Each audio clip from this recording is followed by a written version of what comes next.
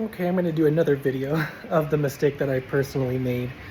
So I made ganache. I was making some sort of cake for my sister's birthday. And so I made it. I had the equal ratios, as you are all aware, of heavy cream and chocolate.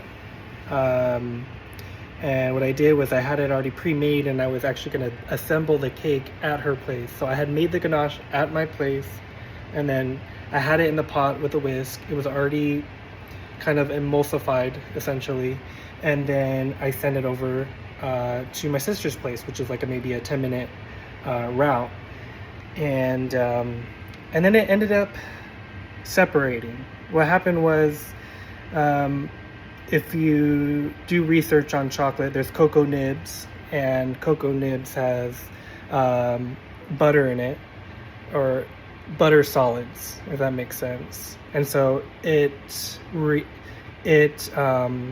behaves just like butter, which is it'll melt.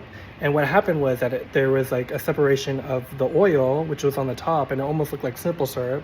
It looked like simple syrup because I've seen it before, and the chocolate on the bottom. So it was interesting to see how it separated, as I didn't do anything. I just let it sit for a while.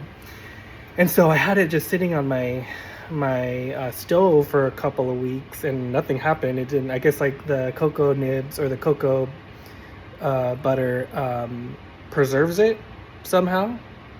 And so there's heavy cream in it, so maybe there's also a preservative. Anyways, and it ended up looking like this, which is kind of bizarre. It had some sort of like solids, and so what I'm trying to do is, there's a problem obviously that I have created, which was that I couldn't use the ganache for the cake, and so I ended up choosing to use it for something else. And so I said the solids look very similar to, so what I'm doing is I'm melting the chocolate, boom, in a double boiler. And what I'm gonna do is, what I have is, and since it's cold right now, and you want to bundle up and all that good stuff, I got abuelitas. And so I'm just pretty much heavy cream, chocolate, melt it down, thin it down with some what do I got in the fridge? Almond milk.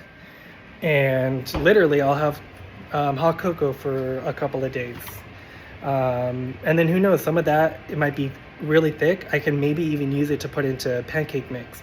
I don't know. So I mean, these are all tips and tricks that I'm trying to figure out with the problems that I come up with, and just share with you folks. And until next time, I'll tell you another problem that I went through.